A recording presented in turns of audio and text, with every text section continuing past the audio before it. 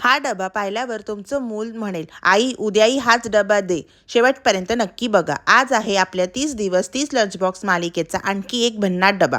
आज बनवते मुलांचा आणि मोठ्यांचाही फेवरेट कढई पनीर आणि गरमागरम पोळी. सर्वात आधी थोड्याशा तेलात कांदा, टमॅटो, ढोबळी मिरची आणि मसाले छान परतून घेते. आता त्यात सॉफ्ट पनीर घालते आणि सगळे फ्लेवर्स एकत्र मस्त मिसळून घेते. तोपर्यंत गरमागरम पोळ्याही तयार आहेत. आता सगळं प्रेमाने डब्यात भरते. बघा ना, किती रंगीत, पौष्टिक आणि डिलिशियस लंच बॉक्स तयार झालाय.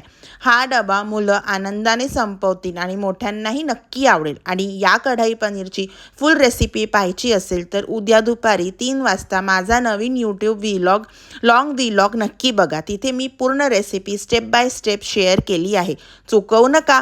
तुमच्या घरी कढई पनीर कोणाला सर्वात जास्त आवडतं मला कमेंटमध्ये नक्की सांगा. अशाच झटपट, चविष्ट आणि रोजच्या लंच बॉक्स आयडियासाठी 30 दिवस 30 लंच बॉक्स मालिकेला फॉलो करा आणि उद्या पुन्हा भेटूया एका नवीन डब्यासोबत.